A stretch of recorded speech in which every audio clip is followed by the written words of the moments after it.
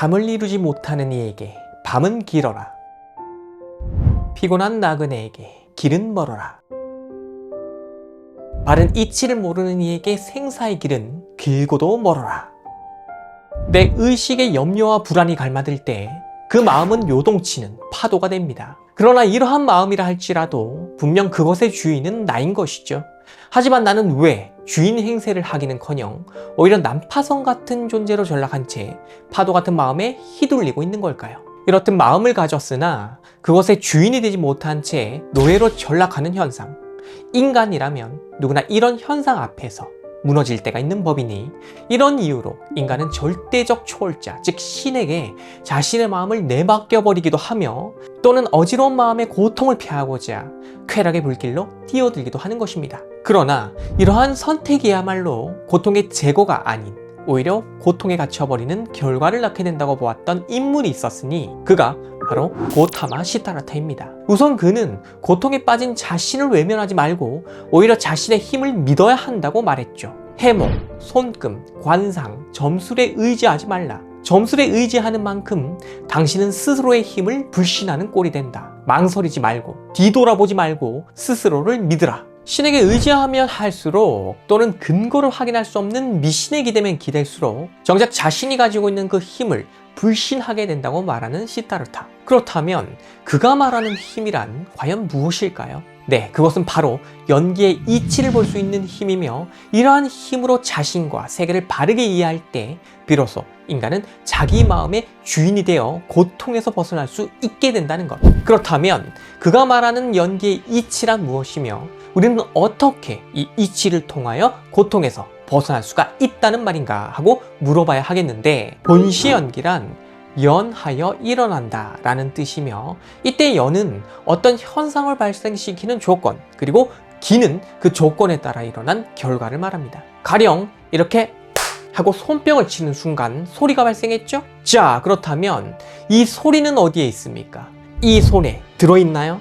아니면 이 앞 어딘가에 있는 것인가요? 네, 소리는 그것의 발생 조건인 양손의 부딪힘을 인연으로 나타났다가 그 조건이 다음과 동시에 소멸한 것입니다. 하지만 인간은 이 사라져버린 소리에 대해 마치 여기 있는 것처럼 말을 하죠. 듣기 좋은 소리이며 정신이 맑아진다, 또는 갑자기 난 소리에 놀랐고 그래서 지금 난 예민한 상태다. 여기서 중요한 것은 소리는 사라졌으나 이 사라진 소리에 대하여 인간은 여전히 영향을 받고 있다는 점에 있습니다. 즉, 없는 것에 대해 마치 있는 것처럼 영향을 받는다는 것. 그렇다면 이것은 어떻게 가능할까요? 네, 처음 들었던 그 소리를 기억하기 때문이며, 이것에 어떤 소리라고 하는 명칭을 붙이며 그렇게 언어로 관념한 것을 하나의 대상처럼 느끼기 때문에 가능한 것이죠. 그러나 이렇게 느껴진 것은 연기, 즉 연하여 일어나고 그 조건이 사라지면 함께 소멸한다고 하는 연기의 실상에 맞게 이해한 소리가 아니며, 나의 의식작용이 만들어낸 하나의 표상,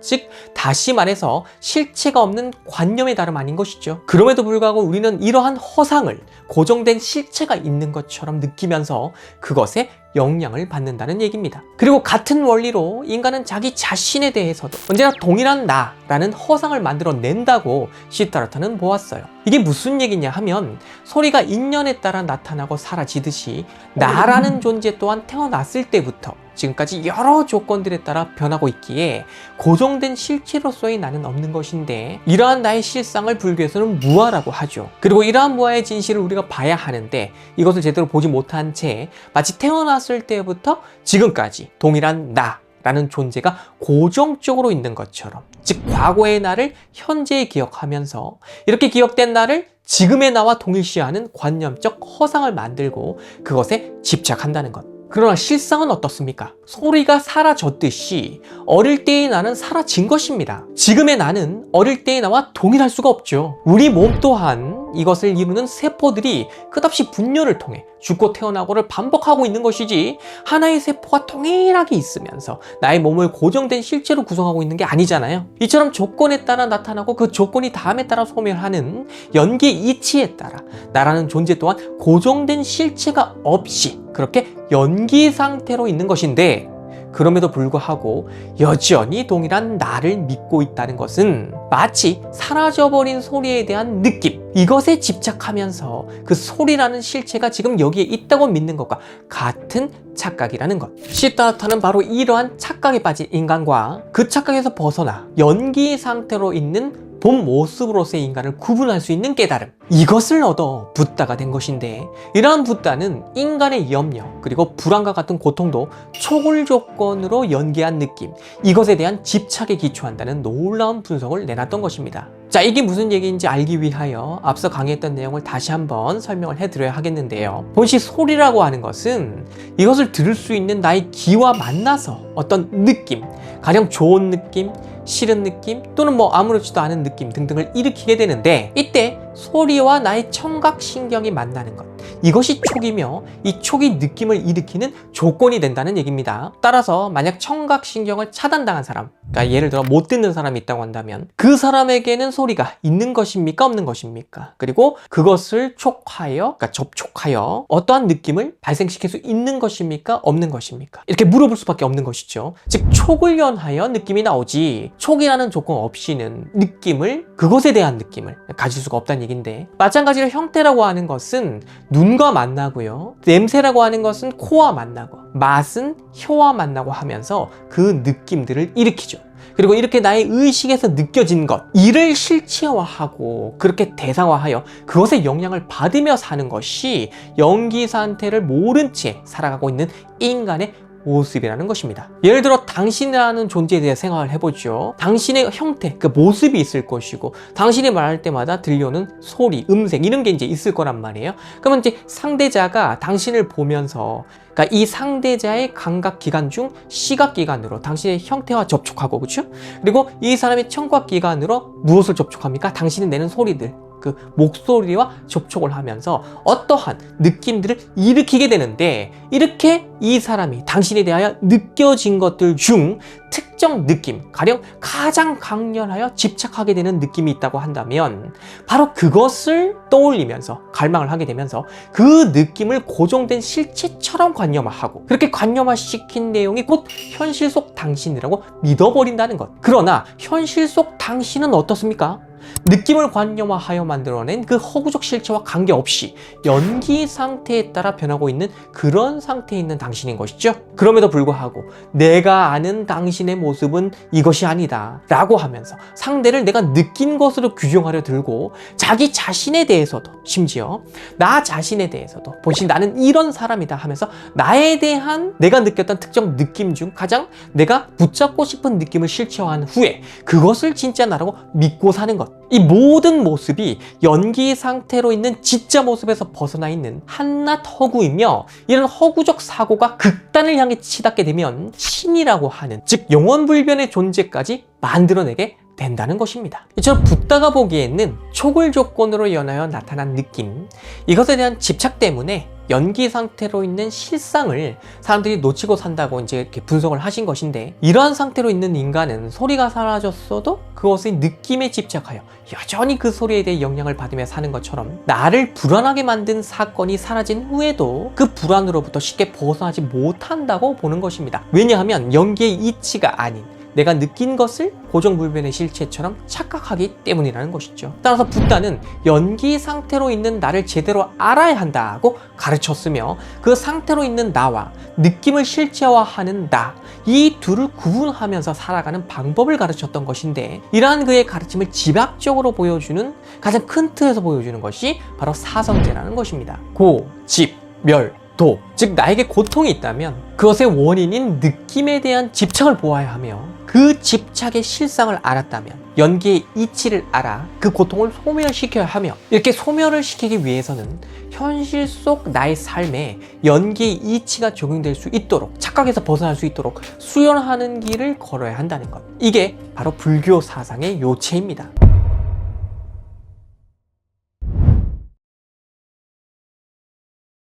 그렇다면 이러한 붓다가 깨달아 알게 된 그 내용을 우리도 지식으로 정리하여 알게 되었으니, 이제부터는 우리도 붓다이며 고통에서 벗어난 상태라고 말할 수 있는 게 아닌가 라고 묻는 분들이 있는데 그렇진 않죠. 왜냐하면 지식으로 아는 거하고 자기가 직접 수련이나 연습을 통해서 체화시켜가지고 그것을 자기 지혜로 삼게 된 것 사이에는 엄청난 차이가 있기 때문입니다.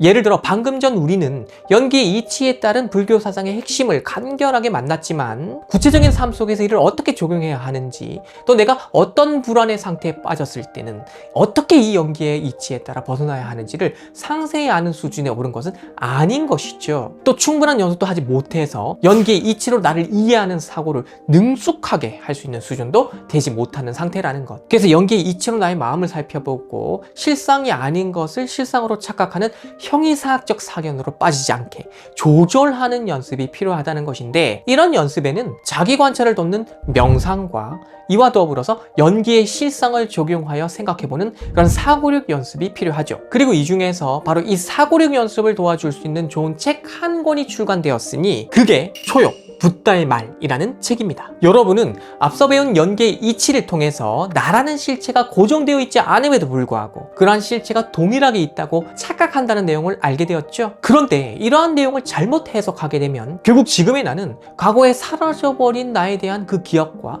그 느낌만 붙잡고 사는 존재이므로 허망한 존재에 불과하다라는 결론을 내게 되는 것입니다. 실제로 불교 사상을 잘못 알고 계신 분들이 이렇게 가르치기도 하는데, 불교는 현실 속 나를 부정하거나 허무한 존재로 보는 그런 허무주의적 종교가 아니에요. 초욕 붓다의 말 내용을 보면 자기 몸을 함부로 하지 말라, 신체를 소중히 다루라 라는 내용이 나오는 것을 볼 수 있습니다. 하지만 연기 상태로 있는 나의 몸이라는 것도 나타났다 소멸하는 허망한 것에 불과할 뿐 이것에 집착할 바는 못 된다고 가르치는 분들도 있다는 것. 그렇다면 이 책에 실려있는 붓다의 말, 즉 자기의 몸을 소중히 해야 한다는 내용은 무엇이겠습니까? 그러니까 붓다는 이 현실 속에서 몸을 가진 채 살고 있는 나, 그리고 당신을 허무한 것이라고 가르치는 게 아니라는 얘기입니다. 이는 초욕 붓다의 말 90번째 내용을 통해서도 확인할 수가 있는 것인데요. 자신의 존재를 즐기라, 자신의 변화와 성장을 즐기라 라고 하여 붓다가 사람들에게 알려주고자 하는 것은 진정한 행복을 얻고 고통에서 벗어나는 법에 있다는 것을 확연하게 알 수가 있어요. 그렇다면 연기 상태로 있는 나의 몸, 생겨났다 소멸하게 될 이런 불안정한 자기 자신이란 존재, 이를 어떻게 소중히 하며 즐기라는 얘기일까요? 내 본시 붓다께서 사람들에게 연기의 이치를 강조한 것은 우선 고정된 실체로 내가 있다고 믿는 이것이 허상인데, 이를 붙잡은 채 진짜 나라고 믿으면서 집착을 하니 이것 때문에 고통이 발생한다는 것을 알려줄 그 목적에서 강조를 한 것입니다. 그러니 이 세계의 모든 것이 연기 상태이므로 결국 모든 것이 덧없으니 일체가 다 허망하다는 현실 부정론적 허무주의로 빠져서는 안 되는 것이며, 연기 상태로 있는 현실 속 나와 느껴진 것을 실체처럼 하나의 대상으로 간주한 채 그것에 집착하는 나를 구분하여 고통에서 벗어나 행복한 삶을 살기 위해 연기의 이치를 공부해야 한다는 것. 이게 사실 알고 보면 생각보다 이해하기 쉬운 내용인데요. 가령 나의 마음이 특정 상태에 과몰입할 때가 있죠. 우린 그런 경험을 살면서 합니다. 예를 들어 작년 이맘때에 누군가 나를 무심코 비난하면서 내뱉은 그 말 한마디를 오늘 아침에 우연히 떠올리면서 괴로워할 수가 있는 것입니다.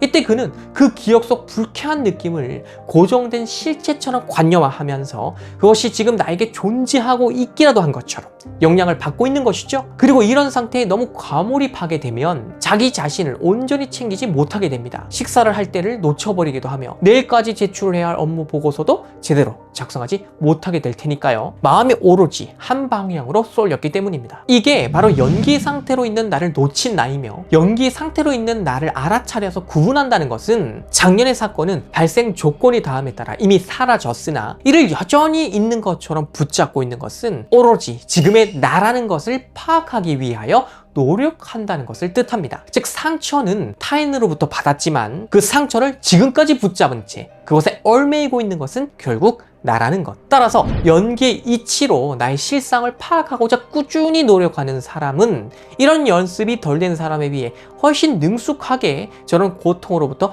벗어날 수 있게 되며, 내 마음이 어디에 쏠렸는지를 관찰하여 그것을 알아내는데 능숙한 수준에 오른 사람은 자기도 모르게 특정 방향으로 마음이 쏠려버린 채 그렇게 과몰입한 채 살아가는 사람에 비하여 훨씬 쉽게 고통에서 벗어난다는 것. 불교에서 말하는 자기 마음의 주인이 된다는 것은 이처럼 연기 상태로 있는 나를 알아차려 실체 없는 것에 마음이 쏠려 있는 상태를 본래의 상태로 되돌리는 수준을 말하는 것이지, 영원한 자아가 있어가지고 그 자아가 자기의 마음을 완벽하게 통제하는 그런 주인이 되어가지고 외부로부터 영향도 안 받은 채 내 마음만 탁 쥐고 산다, 이런 의미에서 마음의 주인공이 된다는 얘기가 아닌 것입니다. 무슨 말인지 이해하셨죠? 이걸 잘 이해하셔야 돼요. 그리고 이렇게 부단히 노력하고 정진하여 자신의 연기 상태를 잘 알아차리게 되면 그것은 즐거움이니 이러한 나의 성장을 붓다는 즐기라고 말을 해주고 있는 것이며, 이런 나의 성장을 위해서는 자기의 몸도 잘 챙기며 살아야 한다는 것. 즉 불교는 현실 속 인간을 허망한 존재로 규정하면서 허무주의로 빠지게 만들지도 않고요, 연기 상태를 비록 착각하여 내가 그걸 모른다 해도 그런 나도 소중하다는 겁니다. 단 그런 나가 행복하기 위하여, 고통에 빠지지 않기 위하여 연기의 실상을 바로 보고 나는 원래 연기 상태로 있는 것이니까 그렇게 하여 착각된 나를 벗어나게 해줘가지고 행복으로 가라는 거죠. 그걸 알려주고자 하는 게 본 메시지다 하는 것입니다. 자, 그러므로 우리는 이 연습이 필요한 것인데, 이러한 사고를 할 수 있는 연습이 필요하다는 얘기인데, 초요, 붓다의 말은 이런 연습을 돌 목적으로 아예 제작이 된 책이라서 그 의미가 매우 크다 하겠습니다. 지금 보는 것처럼 한 페이지에는 읽기 쉽게 우리말로 번역한 붓다의 말이 담겨 있으며, 바로 그 옆으로 필사, 즉 여러분이 직접 옮겨 적으면서 그 뜻을 음미하면서 스스로 사고할 기회를 제공해 준다는 것. 눈으로 읽기만 하는 것과 그 내용을 직접 써보는 것은 하늘과 땅보다 더 큰 차이를 낳습니다. 직접 쓰다 보면 읽을 때 놓쳐버린 의미가 되살아나는 경험을 하게 되며, 단순한 지식처럼 보였던 내용이 나의 삶 속으로 스며드는 경험을 하게 되죠. 이것이 필사의 힘입니다. 그래서 저 또한 필사를 지속적으로 하고 있는데요, 불교 사상에 깊이 있는 지식을 만난 후 그것을 나의 지혜로 삼고자 하는 분들이라면 초요, 붓다의 말을 활용하여 필사를 하고 이런 과정을 통해 사고력 훈련을 하는 것이 정말 좋다는 것. 참고로 이 책은 붓다의 가르침을 담고 있는 여러 경전들 중 가장 이른 시기에 성립된 것으로 알려져 있는 수타니 파타를 비롯하여 산유타 니까야, 그리고 불교 사상을 쉬운 비유를 활용하여 설명하는 것으로 유명한 법구경, 이런 내용들을 위주로 초역을 하였기 때문에 불교를 공부하고 이를 통해 사고력 훈련을 하고자 하는 그런 입문자분들에게 더할 나위 없이 좋은 도서가 된다고 보는 것입니다. 잠시 이 책에 수록된 이 내용에 주목을 해보시죠. 모든 것에는 형태와 색이 있다. 형태가 있는 모든 것은 손에 잡힌다. 살아있는 모든 것은 소리를 내고 각자의 음을 가지고 있다. 입에 넣으면 맛이 느껴지고 냄새를 맡으면 나름의 향기가 느껴진다. 단지 그것뿐인데, 단지 그것뿐임을 인정하지 않아 화를 부른다. 자, 우리는 이 내용을 통해 앞서 배운 내용을 복습할 수 있죠. 입과 맛이 만나면 이 촉을 인연하여 느낌이 일어나며, 냄새와 이를 맡을 수 있는 후각기관의 만남, 이로부터도 그것에 대한 느낌이 일어난다는 것. 자, 그리고 여기에 주목을 좀 해보시죠. 단지 그것뿐이라는 겁니다. 이렇게 촉을 인연하여 느낌이 나타나는 상태, 즉 연기 상태일 뿐인데, 이 연기 상태에서 벗어나 느낌을 관념적 실체로 표상하고 이를 기억을 통해 지속적 존재로 인식하면서 이것에 명칭을 붙이는 것, 이것이 그것뿐임을 인정하지 않는 것이며, 이때부터 저 느낌은 실제로 있는 대상처럼 착각을 하게 되는 것이니 이런 착각이 화를 부르게 된다는 내용입니다. 그래서 초기 경전 자료 중에는 비구들이요, 이것은 표상이며 기억이요 언설일 뿐이다 라고 말씀하시는 붓다의 가르침을 여러 곳에서 자주 만날 수 있죠. 즉 연기의 이치에 따라 나의 감각기관과 외부 대상이 만나서 발생하는 그 느낌, 이것을 그냥 그 자체로 인정하지 아니하고 내가 표상하고 기억하며 언어로 이름을 지어 하나의 대상처럼 간주한다는 것. 그리고 그렇게 간주한 그 대상을 의식하면서 마치 여기 있는 것처럼 의식을 하면서 불안해하고 염려하며 분노하기도 했다가 슬퍼하기도 한다는 것. 그래서 붓다는 자주 이것은 표상이요 기억이요 언설이다 라고 말씀을 하셨던 것입니다. 무슨 말인지 이해하셨죠? 바로 이러한 붓다의 가르침을 여타의 도서들은 외입처, 내입처, 십이입처, 오온하면서 어려운 표현들, 용어를 막 동원해서 설명을 하는데, 그에 비해 이 책은 이처럼 쉽고 고운 우리말로 참 번역을 잘 해놨더라고요. 그래서 읽을 때 정말 편하게 읽을 수 있다는 게 또 이 책이 가진 큰 장점입니다. 그러니 옆에 필사할 수 있는 공간을 연기의 이치를 의미하는 공간으로 삼아서 잘 활용해 보시기를 바라며, 다만 기본적인 배운 지식 너무 없는 상태로, 그런 상태로 이 책을 읽어버리면 앞서 말씀을 드렸듯이 간혹 불교는 무조건 욕망만 내려놓으라고 한다, 허무주의를 추구하려고 한다, 이런 오해를 가지게 되는 거거든요. 그러니까 오늘 제가 강의해드린 이 내용을 참고를 하면서 그걸 배경지식으로 삼으시면서 이 책이 굉장히 간결하게 잘 정리가 되어 있으니까 그렇게 활용을 하시면 불교 사상을 자신의 지혜로 삼을 수 있는 좋은 방법이 될 것이다 라는 말씀도 드리니까 이 점을 잘 참고하셔서 초용, 붓다의 말을 읽고 필사해 보실 것을 강력히 추천드리겠습니다. 감사합니다.